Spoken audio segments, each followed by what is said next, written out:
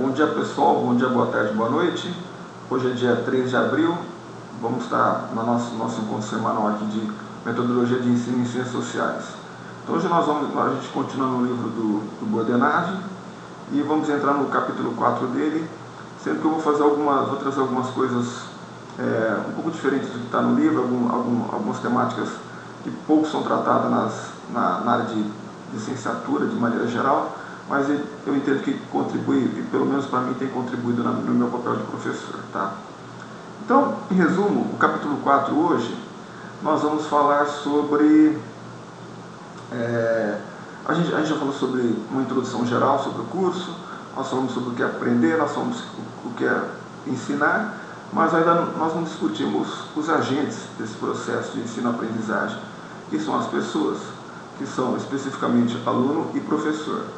Em outras palavras, a ideia de hoje é compreender um pouco melhor o ser humano, para ver como, a partir de uma compreensão melhor do ser humano, a gente pode lidar melhor com a tarefa de ensinar, né? E o compromisso de tentar fazer o aluno aprender o que nós estamos ensinando, tá bom?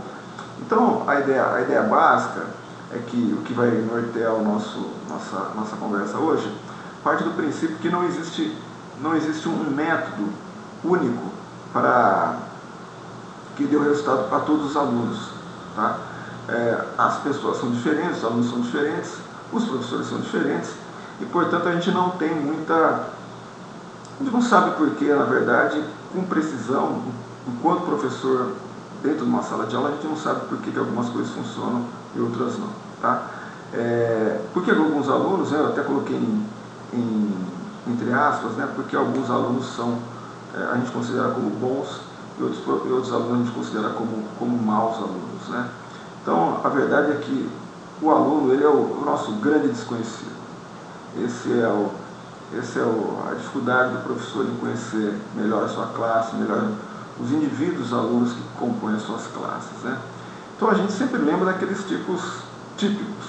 Tá? Então, nós temos o bom aluno, nós temos o aluno bajulador, né, o puxa-saco, nós temos aquele que arruma confusão, porque sempre essas pessoas elas trazem alguma coisa boa ou uma coisa ruim para a gente, de forma que a gente acabe se lembrando dessas pessoas. Né? Mas só esses tipos típicos. E os demais? Como é que a gente lida até com esses aí? Né? Então a gente também não sabe com precisão se determinadas características, o tipo de personalidade, se é menino, se é menina, como essas características pessoais intrínsecas das pessoas, elas interagem com os recursos didáticos que nós temos, como eles reagem com relação à ansiedade, coisas desse tipo. Tá? E a única coisa que a gente sabe é que quando os professores conhecem de maneira antecipada e melhor seus alunos, mais êxito na tarefa de ensino. Então a ideia do nosso bate-papo de hoje é discutir um pouco como é que a gente consegue conhecer melhor um pouco as pessoas que estão na sala de aula. Tá? Bom, esse quadrinho aqui, mais ou menos, tenta sumarizar. Então, a gente quer, no primeiro círculo ali da esquerda, a gente quer que o aluno aprenda e cresça. Tá? E para isso a gente prepara um curso, a gente define objetivos, a gente determina conteúdos, etc. E tal, o método. Tá? Tá tudo bonitinho, está tudo no papel. Porém, cada aluno é único. Tá? E eles vão reagir de maneira diferente ao seu planejamento, ao planejamento prévio que você fez. Todo o seu conteúdo, as técnicas que você ia usar, etc. e tal, eles estão numa esfera que antecede a sala de aula. Lá dentro, eles podem reagir de maneira não programada, ou seja, diferente do que você havia planejado. Alguns vão aprender bem, outros não vão aprender, outros vão aprender mais ou menos. Então, de novo, o objetivo da aula de hoje, tentar compreender que características pessoais dos alunos influenciam no processo de ensino-aprendizagem e como é que nós podemos atuar e o que a gente tem menos capacidade de atuar. Tá?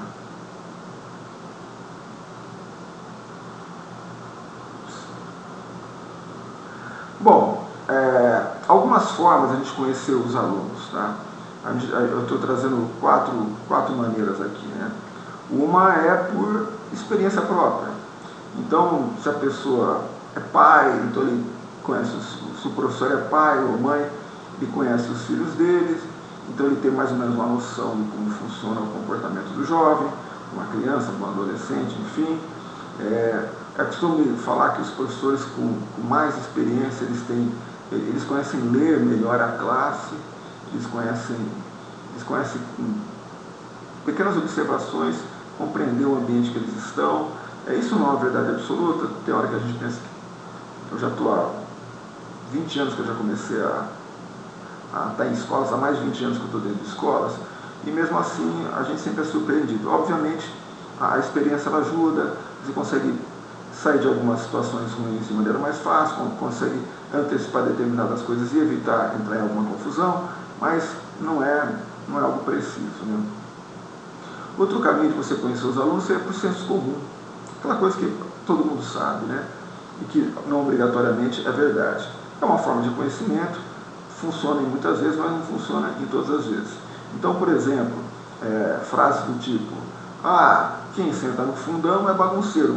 Não obrigatoriamente, pode ter bagunça na frente da classe, pode ter pessoas comportadas no fundo. Então, isso é senso comum. Se você for muito preso a essas falsas verdades, vamos dizer assim, você já entra numa sala com uma ideia pré-concebida dela, você pode atuar com um método que seja mais prejudicial do que positivo, tá bom? Outra maneira de você conhecer os alunos é por especulação.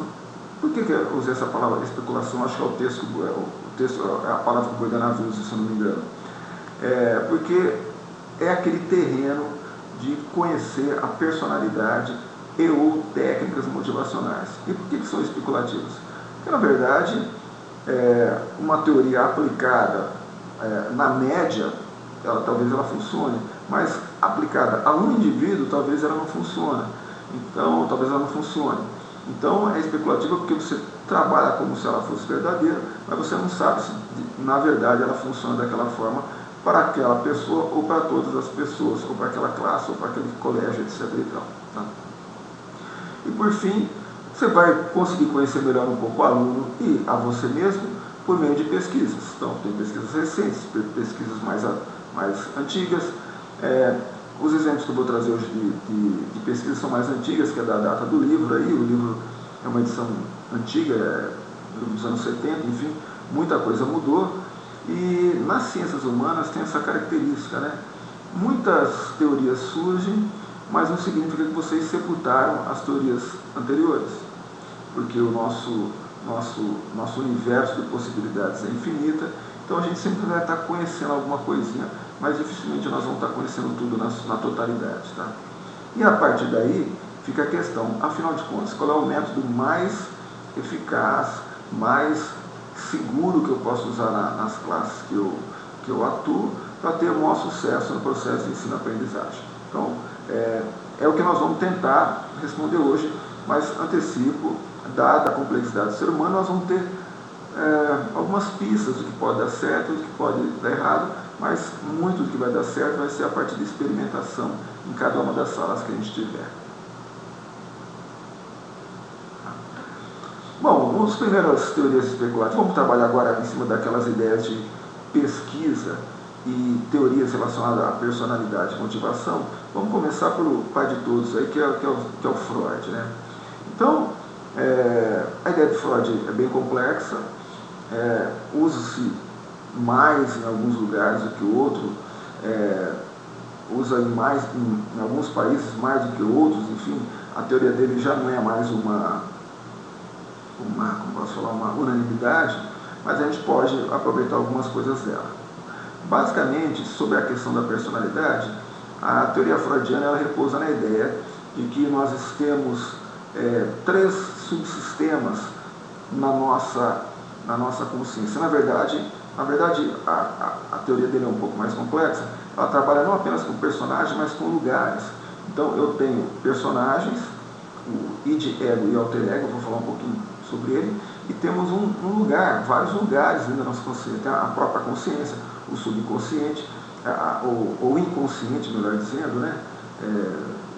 Me parece que é mais correto falar inconsciente. Então, nós temos o inconsciente, nós temos o consciente, nós temos uma área intermediária e nós temos personagens que que transitam nesse espaço, nesse ambiente. Então, os personagens é o id, ego e superego.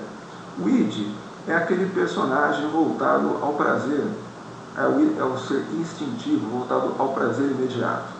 Em contraposição a esse id, existe o superego, que é como se fosse o ente fiscalizador, aquele que reprimiria os seus instintos.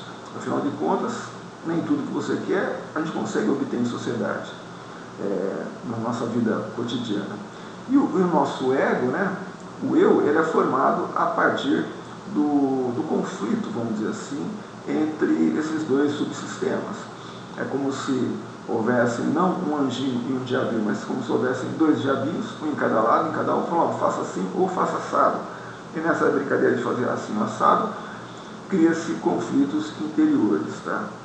De qualquer maneira, esse ego ele é um sistema completo de processamento. Então a gente percebe, a gente pensa, a gente planeja e a gente executa, a gente toma decisões. Tá? E essas decisões, esse pensamento, essa percepção, esse planejamento, ele é resultado desse conflito entre esses outros dois personagens, o id e o superego. Tá? Se eu faço A ou se eu faço B, isso acaba gerando uma determinada ansiedade, uma determinada insegurança em cada um de nós. E cada um de nós, de maneira melhor ou pior, acaba criando alguma forma, alguma maneira, algum mecanismo de lidar com esse conflito comportamental entre esses dois personagens. Então, nós somos o resultado dessa disputa e o ego acaba negociando entre os desejos irrefreáveis do id e as proibições do superego. A gente acaba formatando o nosso ser, vamos dizer assim. Tá? Bom, e a teoria do Freud, ele aponta que a nossa personalidade ela vai sendo formada em pequenas camadas na medida em que a gente vai envelhecendo. Então, esse é um processo que acontece durante, basicamente, a infância e o começo da adolescência. Então, eu coloquei aqui as diversas fases. Como eu estou num computador que não tem o PowerPoint, eu estou tendo de usar o PDF, eu não sei se vocês estão enxergando aqui o cursor, tá? Então aqui eu estou mostrando aqui as diversas etapas de formação da nossa consciência, né, da nossa psique. Então a etapa oral, a etapa anal, a etapa fálica, a etapa de latência, a etapa genital. Basicamente, entenda que a idade oral é a idade que você é recém-nascido, até um ano mais ou menos, em que você vai conhecer o mundo a partir dos sentidos e os prazeres que você tem, eles são muito sensoriais, basicamente pela boca. Tá? Então, o exemplo mais didático é a questão do seio. Tá? A criança sente prazer junto ao seio materno. A fase anal é a fase da birra, como coloca ele. Então, é quando a criança, por exemplo, né, eu não vou entrar a fundo na teoria freudiana, até porque não é minha praia, mas vocês já vão entender porque eu estou falando isso, nela. Por exemplo, a criança ela usa até o cocô para se vingar da mãe. Às vezes a mãe quer que ele faça alguma coisa, ela vai sair, está toda arrumada, ele faz um cocôzão lá só para obrigar ela a parar o que está fazendo, ir lá, trocar ele, esse tipo de coisa assim. Tá? A etapa fálica é aquela que a criança começa a conhecer os seus órgãos genitais. Tá?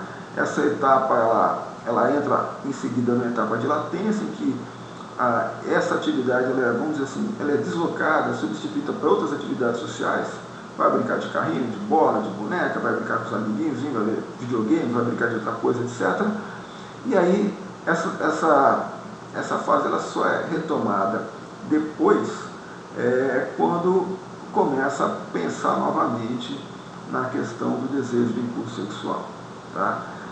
E segundo a teoria freudiana, se você tiver algum problema em alguma dessas etapas, ela vai refletir em problemas na sua vida madura, na sua vida adulta. Então eu coloquei 2 exemplos que eu peguei em algum texto aí.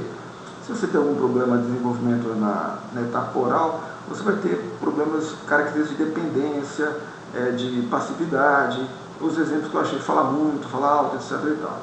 Se você tem algum problema na sua etapa fálica, podem ter problemas de autoridade, ou mesmo rejeição dos papéis masculino e feminino. E afinal, por que eu estou falando disso?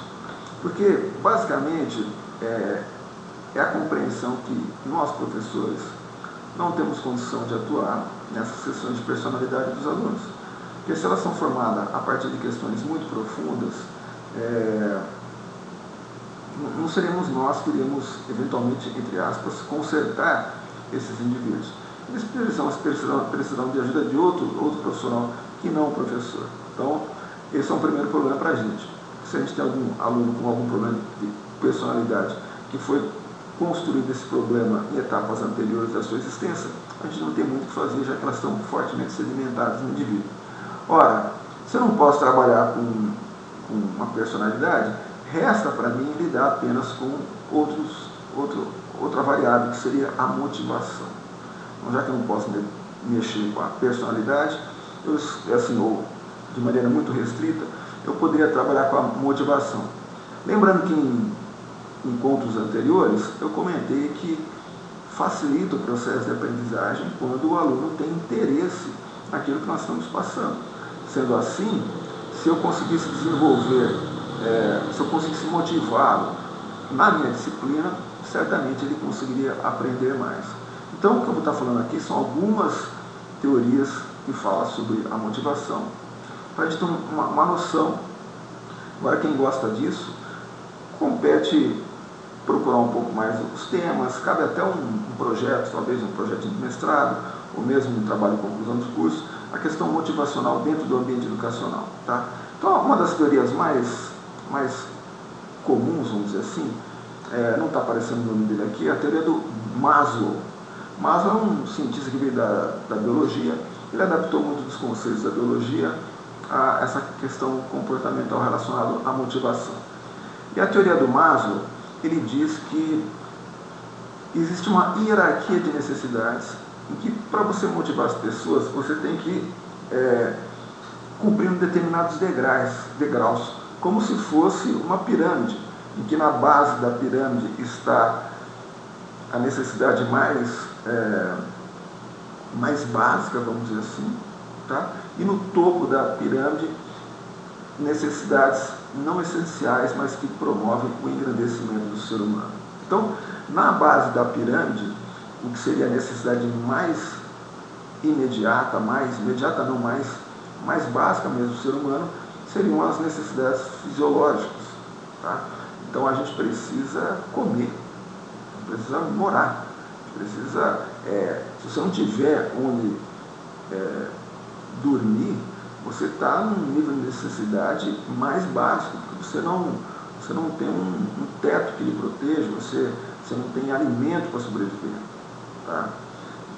Você atendendo essas necessidades, você iria para um estágio seguinte de necessidades, que seriam as necessidades de segurança. Tá? Não apenas a segurança da residência, vamos dizer assim. Até no exemplo que eu dei agora há pouco, eu acabei colocando a moradia como uma necessidade fisiológica, mas você pode considerar até como uma necessidade de segurança. Mas não seria apenas a segurança voltada a ter um lugar para dormir, mas uma segurança moral, a segurança de não ser agredido, a segurança de ter os seus direitos resguardados da mesma condição que as demais pessoas. Então, na medida que você atendeu suas necessidades fisiológicas, você passa a querer atender suas necessidades de segurança, e a partir do momento que você atendeu as necessidades de segurança, você vai para o terceiro andar, que seriam as necessidades sociais. Sempre lembrando que a teoria do Maslow, ele não fala que você tem que atender uma e depois a outra, elas podem se interpor. A única coisa que a teoria diz é que você estando em estágios inferiores, você tende a concentrar seus esforços em atender essas necessidades mais inferiores antes de atender as, digamos, superiores. Tá? Então, no terceiro degrau da nossa pirâmide, seriam as necessidades sociais, tá? Que é a ideia básica de você se sentir como membro de um grupo social. Então, de alguma maneira, quando os alunos vão para a escola, diariamente, eles se sentem parte de um grupo social. Eles têm uns amigos, eles combinam para passear, um grupo religioso que se encontra periodicamente, todo sábado, todo domingo, toda quarta, toda quinta na igreja, enfim, é um grupo social, um grupo profissional, você percebe que você não é um ser solitário, você faz parte de grupos, e esse grupo reforça a sua segurança, a confiança em si mesmo, coisas do tipo. Legal. A próxima etapa seria da estima. Então, você já tem segurança básica, você já atendeu suas necessidades fisiológicas, você faz parte do grupo social e dentro desse grupo social você é reconhecido. Você é reconhecido como um bom pai, um bom profissional, um bom professor, um bom aluno, um bom colega, enfim, alguém com determinados talentos que podem servir à comunidade, à sociedade, coisas do tipo. Tá? E a última etapa seria a autorrealização. É quando você já não posso pensar, você não está mais preocupado em produzir, mas você está naquele momento que você já tem um legado, você já passa a ser um exemplo para as pessoas seguirem. Tá? Então, muitas organizações, isso no Ocidente, até no Oriente, eles já perceberam que, por exemplo, uma empresa, para funcionar bem, ela tem de contar com a motivação dos trabalhadores e para isso eles trabalham em atender essas necessidades. Então, não à toa, as grandes empresas hoje, elas têm um sistema de um programa de cargos e salários, ele te dá alguns benefícios extraordinários, extras, como auxílio farmácia, auxílio médico, coisas odontológicas, etc. e tal. Então, se você quiser garantir aprendizagem para os alunos, você tem que começar a atender essas necessidades. Então, quando a gente descobre, por exemplo, que um estudante ele não tem alimento quando chega em casa, quando chega na escola, ora, se não tiver comida, ele não vai conseguir aprender, não vai ter nem motivação para estar lá. Então, por isso que é fundamental nas escolas de ensino básico garantir pelo menos a alimentação. Você estaria atendendo, no mínimo, as necessidades fisiológicas dos seus alunos. Dentro da escola, a gente tem que cuidar com a questão da segurança, a questão de bullying, a questão da pessoa não se sentir ameaçada pela condição social dele, perfeito? Dentro da escola, ele tem que se sentir uma pessoa importante, se sentindo parte daquele grupo social, tá? E não pode se deixar de lado. Por exemplo, peguei um pequeno detalhe, tem alguns alunos que eles têm a capacidade de atrair sempre a atenção do professor. Eles acabam criando um centro-periferia dentro da sala de aula, em que as coisas sempre giram ao redor dele, quando na verdade deveria girar ao redor de mais pessoas. Então é bom a gente cuidar com isso para que as pessoas se sintam iguais aos demais. Por aí vai. Então a escola ela consegue utilizar essa teoria de Maslow para motivar os alunos a pelo menos estarem lá, tá? E para crescerem como ser humano. Então, uma teoria, os críticos podem falar muito instrumental, sim, mas ela apresenta resultados. Uma teoria muito legal, que diz respeito mais ao sujeito do que ao objeto, mais ao professor do que ao aluno, é a famosa teoria de McGregor, que é a famosa, o pessoal chama de teoria X e Y. Né? A ideia da teoria X e Y se baseia no fato que as pessoas enxergam o ser humano de maneira diferente. Na teoria X, a tendência é você enxergar o ser humano como preguiçoso, indolente, que não gosta de trabalhar, que não gosta de estudar, etc. e tal. Já na teoria Y, a tendência de você enxergar quem compartilha com essa teoria, significa que ela tem a tendência de ser humano, de ver o ser humano como, ao contrário da teoria X, como uma pessoa esforçada, um cara trabalhador, um cara dedicado, um cara que aceita responsabilidades, que tem seus objetivos e os persegue. Então, o que significa isso? Significa que na prática, se você é X ou se você é Y, você vai ter um comportamento diferente com seus alunos. Em função disso, você vai usar métodos e ferramentas diferentes para motivá-los. Então, por exemplo, se você é um professor X, você entende que os alunos não gostam de estudar, então, ora, para você conseguir que eles estudem, você vai dar muita tarefa, vai dar muita supervisão, muito controle, muita assinatura no livro, no caderno, lição de casa, o pessoal fez, pouca liberdade. Então, esse é o professor X. O professor Y, ao contrário, é aquele professor que acha que com pequenos estímulos as pessoas são capazes de, por si só, perseguirem seus objetivos e você pode confiar neles. Ora, pensando um pouquinho com o nosso amigo Weber, isso são tipos ideais, talvez existem muito poucas pessoas que são X, outro Y, na verdade seja intermediário. O que é importante ter em mente é que se eu tiver uma visão pré-concebida do que é o ser humano, o meu método ele talvez seja eficaz para lidar com pessoas que são um pouco diferentes do meu modo de ver. Então, se eu penso que as pessoas são preguiçosas, talvez a maneira como eu trato as pessoas acabe desmotivando as pessoas que não são preguiçosas, as pessoas que são laboriosas, coisas tipo assim. Então, é uma teoria que é voltada mais para o professor, para ele entender que ele pode estar tentando motivar as pessoas a partir de preconceitos que ele tem a respeito do que é o ser humano. Tá? Então, não significa que X ou Y seja certo, mas a teoria X ela acaba estrangulando as pessoas, colocando amarras nas pessoas.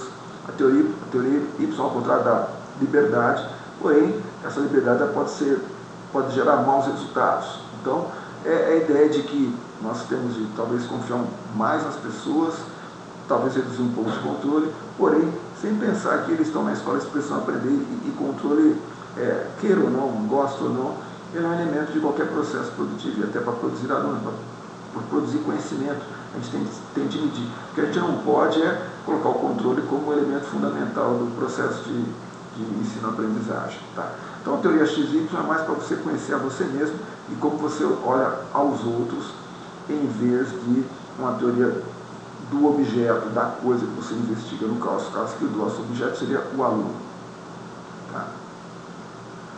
Uma outra teoria que eu acho muito interessante, isso é extremamente aplicável na escola também, é a teoria chamada teoria dos dois fatores, do Herzberg.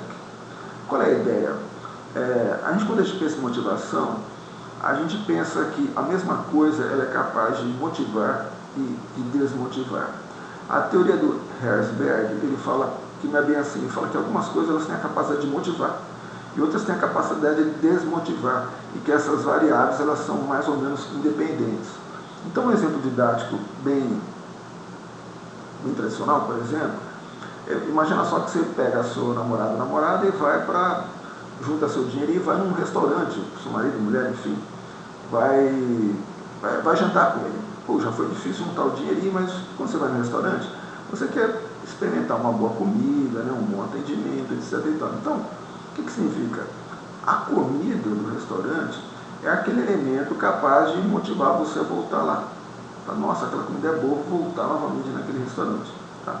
Mas, por exemplo, a cozinha do restaurante, ela não tem um papel motivador importante. Ela tem, ao contrário, um papel desmotivador. Se você for naquele restaurante e descobrir que, apesar da comida ser maravilhosa, a cozinha é muito suja, você pode estar pegando alguma doença naquele restaurante, a cozinha limpa, ela não vai te motivar, mas a cozinha suja, ela vai te desmotivar. Então, existem elementos que trazem satisfação e há elementos que trazem insatisfação. Há elementos que motivam e há elementos que desmotivam. E segundo a teoria do Herzberg,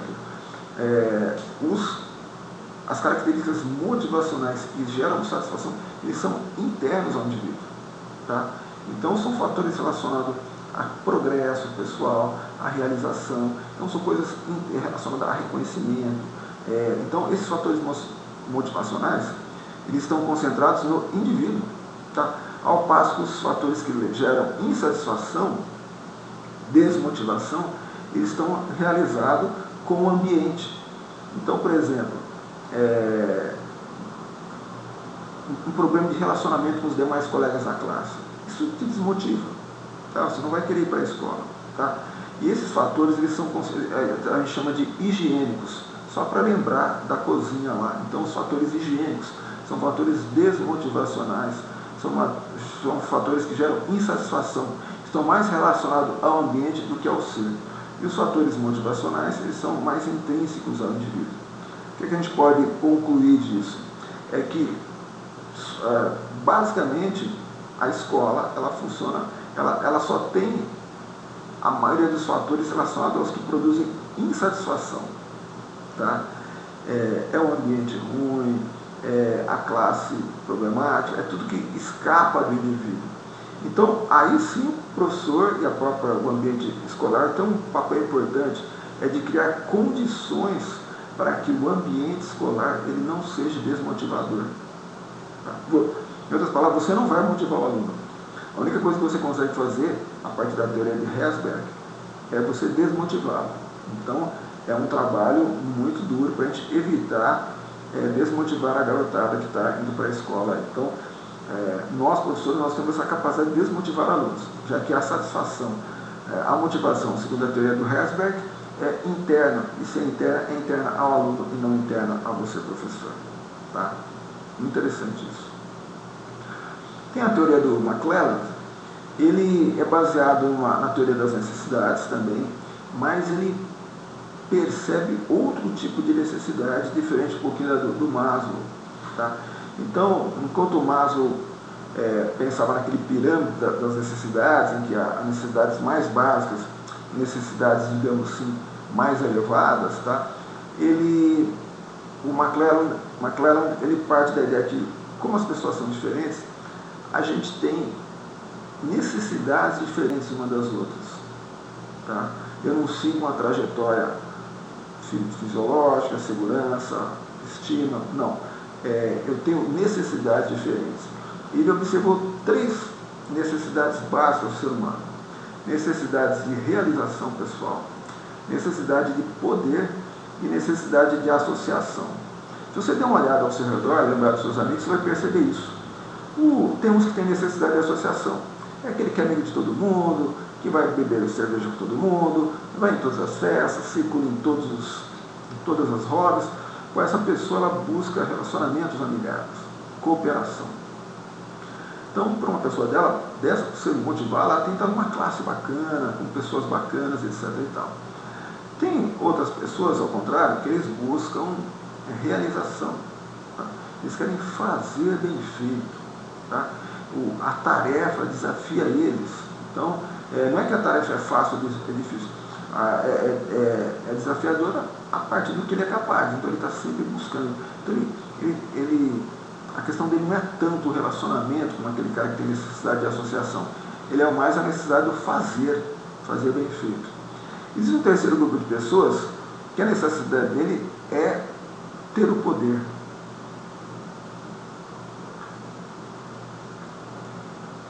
De novo aqui o meu chazinho. Não é água, então de vez em quando eu dou uma engasgadinha. Então aquele cara que busca poder, ele quer influenciar as pessoas, ele quer estar acima dos demais. Tá? Ele gosta de competição, ele gosta de ter prestígio. Então, olha ao seu redor, seus amigos, seus parentes, e você vai perceber esses 3 personagens. Aquele que quer fazer bem feito, ser reconhecido como tal, aquele cara que não se preocupa muito com o fazer, mas com o poder, e estar por cima, e aquele personagem, aquela pessoa, aquele colega que quer se relacionar bem com as pessoas. O que se conclui disso? Olha que interessante. Grandes realizadores não atingem obrigatoriamente sucesso. Olha que tragédia, né? Tragédia não. Imagina só que os melhores alunos, aqueles que tinham as melhores notas, talvez eles não sejam aqueles que vão ter os melhores salários lá adiante. Porque como eles focaram muito no fazer, eles pecaram no relacionamento. Tá? Então, é muito importante a escola como um ambiente relacional, em que as pessoas aprendam a se relacionar e não apenas o fazer. Eu lembro quando eu estava fazendo minha graduação, já era bem velho, tinha mais de 40 anos quando eu estava fazendo a minha segunda graduação, a coisa que eu mais gostava era do intervalo, porque eu conversava com as pessoas. Tá? Então, a escola não é um lugar só para aprender, é um lugar para se relacionar. A segunda coisa, sucesso, eu coloquei entre aspas gerencial, mas toda e qualquer posição de comando, vamos dizer assim, é influenciada por necessidade de poder e associação. Ou seja, se você pega um garoto, uma garota, e o coloca numa função de líder da classe, alguma coisa, mas se ele não tem essa necessidade de poder e associação, talvez ele seja um mau líder de grupo. Tá? Ele tem que aprender essa função na escola, mas talvez de outra maneira. E, por fim, né, a ideia é que motivação ao poder é requisito para eficácia administrativa. Como assim? Porque aquele cara que quer poder, ele sabe que o resultado muitas vezes é importante. Então ele vai estar juntando os recursos que precisa para atingir um resultado melhor. Isso é muito utilizado nas organizações em geral, mas totalmente aplicável na área de educação, né? Porque as pessoas são diferentes e elas se motivam a partir de necessidades diferentes. Tá? Ops. Tá. Bom, as teorias que eu passei, agora há pouco, as teorias de motivação, são um ferramental básico para a gente ter uma noção mínima sobre como chacoalhar a classe de maneira positiva, de obter o máximo e melhor das pessoas. Né? O próximo passo, a gente saber como agir durante a classe, é a partir de um conhecimento dela, a partir de pesquisas. Então, eu trouxe algumas pesquisas que o livro traz para a gente. Primeiro, pesquisas sobre alunos, e depois pesquisas sobre professores. Tá? Bom, com relação aos níveis de inteligência, alguns alunos mais inteligentes e outros menos inteligentes. Eu fiz questão de acrescentar essas aspas aí, porque muito do que nós chamamos de inteligência, na verdade, está relacionado a etapas anteriores da criação, da formação da criança, que ela não foi submetida aos estímulos corretos, e a gente acaba considerando uma criança mais inteligente, uma menos inteligente, perdão, simplesmente pelo fato de ela não conhecer algumas operações que ela simplesmente não teve oportunidade de aprender na época correta. Então, quando a gente vai falando inteligentes aqui, entenda aquelas pessoas talvez tirem mais nota, vamos dizer assim, mas usar a palavra inteligência eu acho um pouco forte, né? Mas a ideia, acho que vocês entenderam o que eu quis falar. Então, qual a influência do processo de ensino-aprendizagem dos estudantes mais inteligentes? Pessoas mais inteligentes, sempre lembrando das aspas, entre inteligentes, se dão melhor em grupos pequenos. Por quê? Porque eles conseguem aparecer melhor. Num grupo pequeno, ele é o cara que mais sabe, ele vai ter uma posição de destaque, isso acaba motivando ele. Pessoas inteligentes, ele se desmotiva com pouca responsabilidade.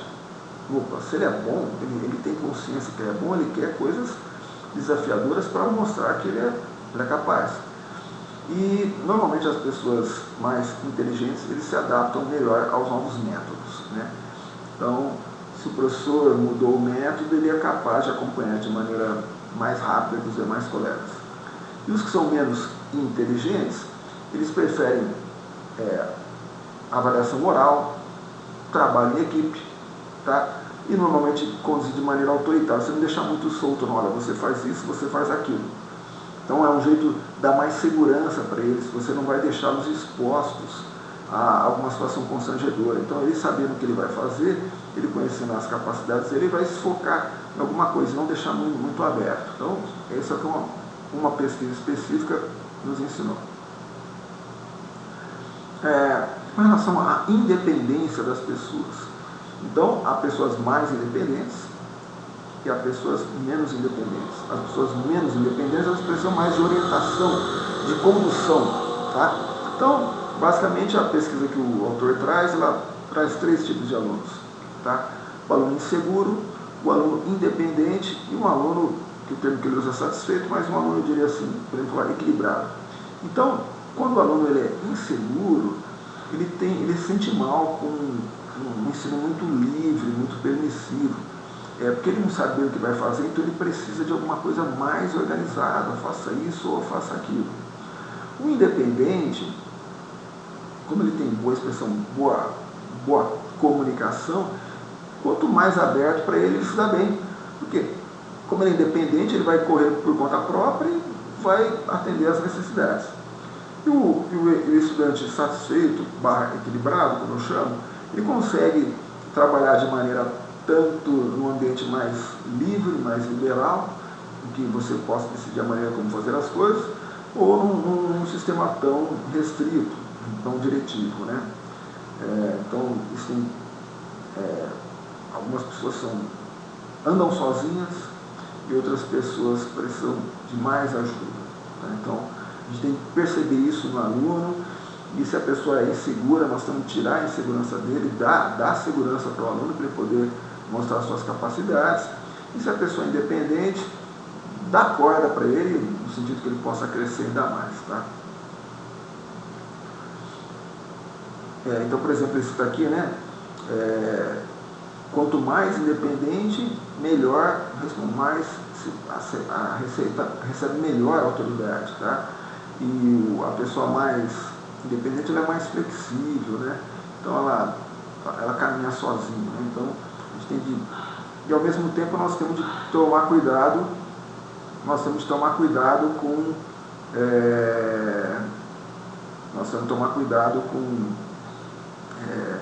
talvez um excesso de dependência. Com alunos muito dependentes, eles podem ficar numa posição de destaque tão grande que acabe diminuindo os demais alunos. Então a gente só precisaria de ter cuidado com isso, tá? Mas nunca desestimular a independência das pessoas. Mas tomar cuidado para que acabe não afetando de maneira negativa os que são mais inseguros.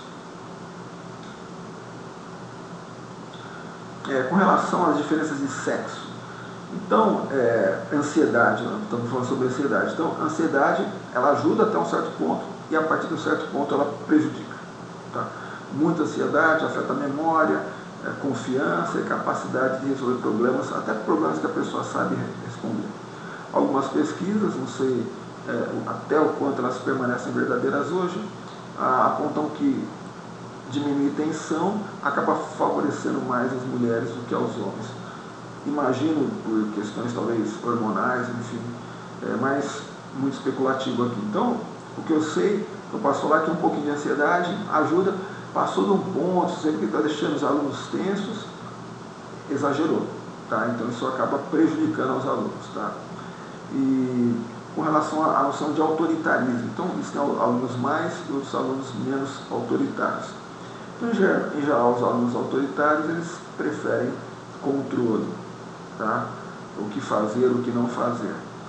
De novo, se a gente pensar isso como um tipo ideal, algumas dessas variáveis acabam se misturando. Então, muitas vezes você vê uma pessoa que prefere controle, talvez ela não seja autoritária, talvez ela seja apenas insegura. Então, a gente não vai conseguir entrar dentro da cabeça das pessoas para perceber isso. Então, só o cuidado, né, de não exagerar a ansiedade, de tentar proteger os mais inseguros, dar liberdade aos independentes, mas sem que prejudique aos demais. Esse tipo de cuidados que a gente precisa ter. Com relação às necessidades voltando um pouquinho no McClelland lá, aqueles 3 tipos de necessidades, afiliação, poder e fazer e realização, a relação dessas pessoas com o professor é relativamente, eu não diria fácil, mas compreensível. Né? Então, por exemplo, aqueles alunos que demandam afiliação, cara, eles querem estar bem com os amigos, com o professor, com o diretor, com o pessoal da limpeza. Então, uma boa relação com o professor facilita a vida desses alunos. Pô, Giovanni, mas e aí eu vou... ele vai querer mandar o WhatsApp para mim o dia todo? Não, a gente precisa impor determinados limites. Tá? Entretanto, não é ruim um bom relacionamento com os alunos. Tá? Então, isso acaba ajudando aqueles que gostam de se relacionar. Tá? Aqueles alunos que têm necessidade de poder e influenciar as demais pessoas, eles parece que se dão melhor em aulas que a participação dos alunos é voluntária. Por quê? Porque eles têm aquela oratória, aquela influência, então eles conseguem sair melhor que os demais alunos. E aqueles estudantes que estão preocupados em fazer uma boa tarefa, eles gostam muito de ambientes com baixa estimulação. Por quê? Porque eles já são autoestimulados, eles querem fazer bem feito, eles querem fazer. Então, se o ambiente for de pouco estímulo, imagina um ambiente, uma competição, vamos dizer assim, em que é dado poucos estímulos para as pessoas, esses são autoestimulados, eles vão ser melhores, então eles se sentem melhor nesse tipo de ambiente. Tá? Obviamente, a gente sempre toma cuidado de não privilegiar uns em relação a outros. Tá? Bom, vamos falar um pouquinho sobre os professores também. Que tipo de pesquisa o pessoal faz sobre professores? Então, uma que eu havia comentado em aulas anteriores aí, bom, o autor ele nos lembra que em pesquisa realizada nos Estados Unidos, descobriram que os melhores professores não são aqueles que usam métodos, técnicas mais novas, mais refinadas, etc. e tal, mas é aquele cara que tem a capacidade de motivar, de entusiasmar a sua classe. Tá? Em uma frase bacana que eu peguei aqui, ele é uma pessoa que tem uma mentalidade, valores, uma cosmovisão, uma visão de mundo que ele compartilha e encanta os alunos. Eu costumo resumir essa frase da seguinte maneira: bom professor é o que resolve. Tá? Ele vai dar um jeito. Tá? Se ele não tem parede, ele vai dar aula sem parede. Se ele não tem lousa, ele vai dar aula sem a lousa. Eu lembro, foi ano retrasado, se eu não me engano, ano passado, um professor lá na África, ele estava ensinando informática para os seus alunos, e ele não tinha um computador na sala de aula. Ele estava ensinando, se eu não me engano, um processador de texto, um Word. E o que foi que ele fez? Ele desenhou na lousa todo o menu do Word, arquivo, formatar, eu não lembro visualizar, eu não lembro os menus do Word, e desenhou a barra de rolagem lateral. Nossa, aquele trabalho na lousa, gente, com alunos que não tinham computadores. Aquilo tocou tanto que uma empresa global acabou fornecendo computadores para ele poder dar aula para os seus alunos. Obviamente isso não vai acontecer com todo mundo, mas o que quis falar é que o professor bom é um professor que resolve. Tá? Seguindo em outro tipo de pesquisa, o pessoal descobriu que tem um professor de robôs. É aquele cara que enxerga seus alunos como se fossem pequenos robozinhos e demanda deles uma resposta imediata. Memorizar a resposta na ponta da língua. Então, eu coloquei aqui o tipo dos professores do cursinho pré-vestibular, cursinho Enem, preparatórios para o Enem. Tá? De novo, é difícil colocar um juízo de valor se é bom ou se é ruim. Quando a gente vê uma situação dessa, a gente pensa que é ruim, né? Nossa, formando robôs. Mas lembra que determinadas coisas nós temos de decorar mesmo, a gente tem que decorar tabuado, enfim. Aquilo como eu sempre cito, né? Para quem não gosta de tabuada, tem um violãozinho ali no canto aqui da tela, aqui, ó, tá vendo aqui, ó? Esse violão tá velho aí, ele mais descansa do que é tocado aí. Para você ser um bom músico, você tem que, se você não tiver ouvido absoluto, você tem que decorar as posições, você vai ter que decorar essas coisas. Então, algumas coisas a gente precisa decorar mesmo, né? Não que tudo precisa ser decorado. Então, é só tomar cuidado com o juízo de valor. Não vou fazer assim ou não vou fazer assado. As coisas não são tão simples assim. E há professores que focam no conteúdo. Tá? E quando ele foca no conteúdo, cara, ele é aquela ideia que o fluxo é só dele para o aluno. Tá? É como se o aluno não pudesse retornar nada que enriquecesse a aula. Tá? Eu estava conversando com um professor muito importante ano retrasado, ou ano passado, eu acho que eu visitava na USP, um professor que eu gosto muito. A gente estava tomando um cafezinho e ele estava conversando e falou assim: pô, Giovanni, porque nós somos engenheiros, eu e ele, né? Fala assim: pô, a gente é muito conteudista, né? A gente prepara os alunos para construir ponte, né? Enfim, para fazer uma cirurgia cardíaca. Então, o conteúdo ele não é ruim. Então, puxa vida, se você é um engenheiro civil e não aprendeu direito, o professor não passou o conteúdo do cálculo da ponte, você não vai poder fazer ponte ou vai fazer uma ponte que vai cair. Então, o conteúdo é importante. É que há muitas situações que o aluno ele conhece uma parte do conteúdo ou ele pode contribuir com o conteúdo. Então, uma experiência de vida dele, uma situação do dia a dia dele, enfim, pode ser importante. A gente também não pode exagerar, imaginando que o fluxo seja só do aluno do professor. Então, eu vejo muito isso, a ideia de que a participação do aluno, como se no ensino fundamental e médio, sei lá, 9, 12 anos de educação, o aluno tivesse assunto todos os dias. Não, então o conteúdo nós vamos passar mesmo. A gente só tem que estar atento para pegar o feedback dos alunos e mudar um pouco sua aula para considerar o aprendizado deles, que isso tende a motivá-los. Tá? A realidade motiva. Alguns professores eles têm o foco no método dele, né, no processo que ele inventa, né, no processo de instrução. Então, eu sou professor, eu tenho um método, eu vou primeiro ensinar isso, depois aquilo outro. É um modelinho todo redondinho, tá? Em geral tende a funcionar, mas às vezes não funciona. Então, às vezes eu preciso mudar o método, mudar o meu processo. Eu achava que era melhor dar o exercício antes de fazer a experiência prática, só que algumas vezes pode funcionar ao contrário. Talvez ele tente fazer primeiro a experiência prática depois fazer o exercício. Quando eles forem fazer o exercício, eles já lembrem do que eles viram na prática. Então, só cuidado processo é bacana, ajuda a organizar, só tem que tomar cuidado para que o processo seja muito engessado. Às vezes você precisa mudar o seu processo, ou ter uns bypass, uns desvios aí no processo, para ajustá-lo à necessidade do seu público, dos seus alunos. Tá? Outros professores eles focam no intelecto, no saber do aluno, na tal da inteligência do aluno.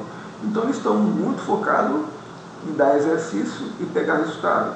Mas muitas vezes eles não enxergam que o aluno pode estar com um problema naquele dia, eles não enxergam o aluno como um todo, eles enxergam apenas como um instrumento de fazer cálculo, de dar respostas, enfim. Então isso, talvez você tenha de olhar o aluno de maneira total, como é um outro tipo de professor que foca o aluno de uma maneira total, global, né, holística, alguns diriam. Você entende que o aluno não é apenas um ser cognitivo, mas é um ser afetivo, um ser que tem sentimentos, que se motiva, se desmotiva. Então às vezes você tem que saber dosar até onde vai o conteúdo, até onde para, motiva, volta para o seu processo, enfim. Então, passar a ideia, estou tentando passar a ideia para vocês que não existe uma fórmula correta, mas vai depender muito da sua leitura e de se adaptar conforme a necessidade. As técnicas são todas essas, a gente seria escravo de uma técnica que a gente usar só uma, a gente sabe usar um pouquinho de cada uma delas. Tá? Ainda a pesquisa sobre os professores, alguns apontam que há muitos professores que eles entendem a educação a partir de uma visão total da sociedade. Então, uma ideia, o autor ele fala que é típico de países subdesenvolvidos, né, porque realmente um país desenvolvido, um país rico, ele não vai estar preocupado com o que acontece do lado de fora da escola. Sabe? O que acontece fora da escola é satisfatório para a maioria das pessoas. Mas em países pobres, muitos professores eles acabam focalizando o que acontece do lado de fora da escola, porque eles entendem que aquele aprendizado ali depende de coisas que acontecem do lado de fora. Então, por exemplo, se a criança chega com fome na escola, ele não vai conseguir aprender. E essa fome não acontece dentro da escola, essa fome acontece fora da escola. Tá? Então, algumas coisas a escola consegue fazer, a gente consegue dar comida para as crianças na escola. Tá? Mas a gente não vai conseguir resolver tudo. Tá? Uma crítica possível a esse modelo de pensamento muito popular, até aqui no Brasil, né, eu vejo vários professores com esse tipo de preocupação, o que é legítimo. Entretanto, muitas vezes, quando você acaba olhando muito para o lado de fora da escola, você acaba esquecendo o lado de dentro da escola. Tá? Então, muitos problemas de educação eles vão ser resolvidos fora da educação, mas muitos problemas vão ser resolvidos dentro da escola. Então, se você querer trabalhar com ensino-aprendizagem só olhando para o que acontece fora da escola, você vai esquecer dos seus alunos, e aí o prejuízo, eu acredito que seja pior, seja bem ruim para os alunos, porque a ensino-aprendizagem ficou em segundo plano. Lembre-se, a escola ela pode fazer algumas coisas, ela tem que fazer. Tá? Então, por exemplo, eu sei que as escolas públicas já têm refeição para os alunos. Eu não sei se todas, mas sei que no Mato Grosso do Sul acontece isso. Ora, é uma das coisas que a escola pode fazer, pode dar um bom café da manhã, um bom almoço, um lanche bom no final da tarde, e na pior das hipóteses o aluno vai conseguir aguentar até o próximo café da manhã. Tá? Então lá a gente consegue fazer isso, mas a gente não consegue resolver nem problemas estruturais ou problemas de ordem familiar que acontecem no interior da casa do aluno. Tem coisas que a gente não consegue resolver, algumas sim, outras não. Então, pensando aqui nas consequências, tá, de todos esses métodos, todas as hipóteses, a gente pode pensar o seguinte: o método que eu for usar enquanto professor, ele contribui na sedimentação ou na mudança da personalidade dos alunos. A pessoa é mais livre, mais submisso, mais seguro, mais inseguro, mais competitivo, mais cooperativo. Isso dentro da escola, alguma coisa a gente pode trabalhar. A gente pode dar mais segurança para aquele que se sente inseguro, tornar aquele muito competitivo um pouco cooperativo, coisas do tipo assim. Tá? O método ele contribui no saber. A gente consegue decorar algumas datas, a gente consegue decorar alguns eventos históricos, tá? Ele, obviamente, não é só decorar, já conversamos sobre isso. Tá? Um bom método, ele atua na memória do aluno, tá? Ele amplia ou afunila a visão de mundo do aluno. Tá? Um bom método, isso está com a gente, um sistema motivacional, um processo bom, tá? Um conteúdo adequado ao saber do aluno, coisas que engrandeçam a vida, coisas que façam diferença para o aluno, tudo isso reforça a vontade ou de aprender, ou ao contrário, torna angustiante o processo de aprendizagem. De novo, não há um método comum, um método que funcione para todos. Tá? O que nos resta é tentar ser empático com os alunos, se colocar no lugar deles, tentar vestir a camisa. Puxa, numa classe de 30, 40 pessoas, a gente não vai conseguir vestir a camisa de todo mundo, mas tentar ser o mais equilibrado possível. Tá? Pessoal, era basicamente essa nossa ideia de hoje aí, deu quase uma hora de conversa aí. É um tema interessante, eu acho que essa questão da motivação acho que é muito importante, e da gente conhecer os alunos, a gente conhecer a nós mesmos, para poder fazer a melhor aula possível, para que o nosso processo de ensinar case com o processo de aprender dele, que o resultado seja melhor para o aluno e para nós também. É isso, pessoal, nos vemos aí na próxima semana aí. Um grande abraço a todos aí.